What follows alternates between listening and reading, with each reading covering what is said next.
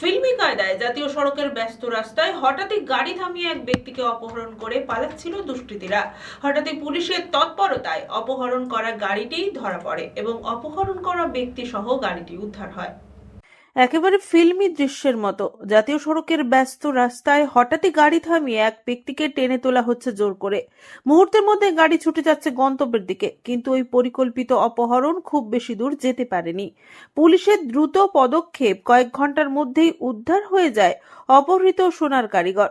ধরা পড়ে ৮ অপহরণকারী। পুলিশের হাতে আসে অপহরণে ব্যবহৃত 4 চাকা গাড়িটিও। এই গোটা ঘটনাটি ঘটেছে রবিবার বিকেলে। মাত্র কয়েক ঘন্টার মধ্যেই পূর্ব মেদিনীপুর জেলা পুলিশের দক্ষ তৎপরতায় সমাধান হয়েছে এই দুঃসাহসিক অপহরণ কাণ্ডের। জানা গিয়েছে, পশ্চিম মেদিনীপুর জেলার ডেবরার বাসিন্দা সৌমেন পাত্র পেশায় সোনার কারিগর। তিনি জম্মুর জৈন বাজারের স্বর্ণ ব্যবসায়ী শাফিউল ইসলামের দোকানে দীর্ঘদিন ধরে কাজ করতেন। অভিযোগ, প্রায় 3 মাস আগে ওই দোকান থেকে বেশ কিছু সোনা আত্মসাৎ করে পালিয়ে যান তিনি।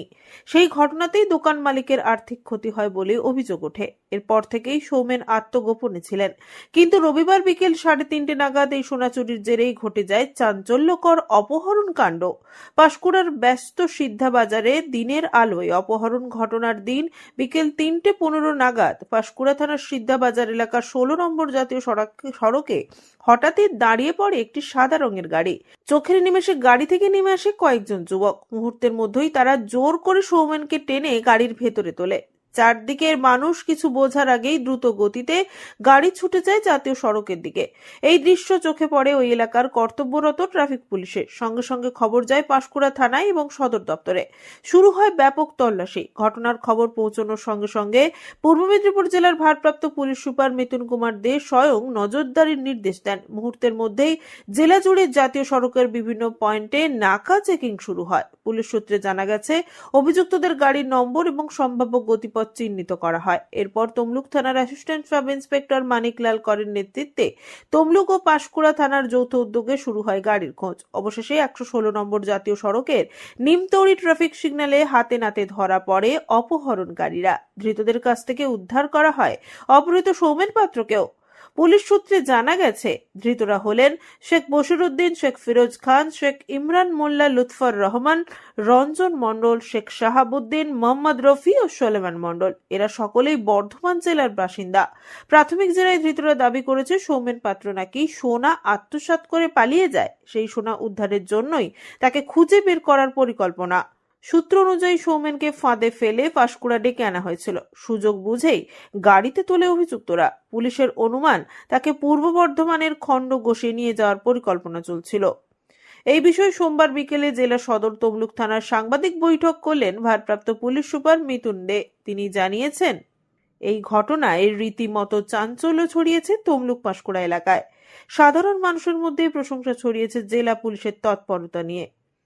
3:15 নাগাদ আমাদের পাঁশকুড়া থানাতে একটা খবর আসে যে একজন আমাদের এনএইচএতেই একজন ব্যক্তিকে 7-8 জন মিলে একটা গাড়িতে জোর করে ঢোকাচ্ছে, মানে যেটা অ্যাবডাকশনের মতো একটা ফিলিং হয় আইসি পাঁশকুড়ার।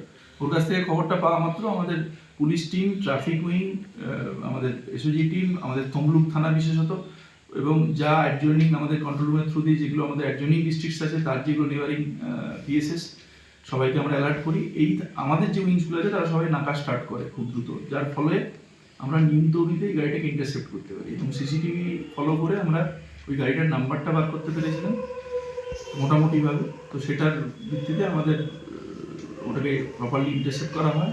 এখানে আমাদের এসআই মানিক কর মূলত নিমতৌড়িতে তমলুক থানার এসআই এটাকে ইন্টারসেপ্ট করে এবং তারপরে সেখান থেকে আমরা 9 জনকে অ্যারেস্ট করি এবং তারা এটা কনফেস করেছে যে এদের একটা, এই যে সৌমেন পাত্র বলে যাকে অপহরণ করার চেষ্টা হচ্ছিল, সে জম্মুতে জৈন বাজারে শফিউল ইসলামের একটা সোনার দোকানে কাজ করতো এবং তার বিরুদ্ধে অভিযোগ হচ্ছে সে বেশ খানিকটা গয়না ইত্যাদি বা সোনা ওখান থেকে চুরি করে নিয়ে চলে এসেছে। তো সেটাই মূলত বিষয়। তারপরে তার সঙ্গে একটা যোগাযোগ করা হয়, এটাকে একটা প্রলোভন দেখানো ইত্যাদি কথা বলা হবে, এরকম একটা, যেটা একদম প্রাথমিক স্তরে তদন্ত আছে, এইভাবে তাকে ডাকা হয়। পরবর্তীতে তাকে অ্যাট্রাক্ট করে খণ্ডঘোষের দিকে নিয়ে যাওয়ার একটা পরিকল্পনা ছিল। এরকম এখন পর্যন্ত আমরা পেয়েছি। আজকে রিমান্ডে প্রেয়ার আছে 7 দিনের, আমরা রিমান্ডে নিয়ে এই তদন্তটাকে আরও এগিয়ে নিয়ে যাবো।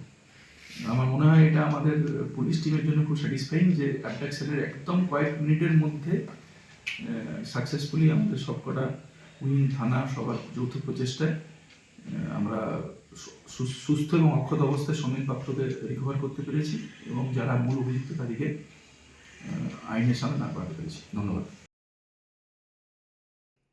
পুলক বেড়ার রিপোর্ট, খবর BCBS।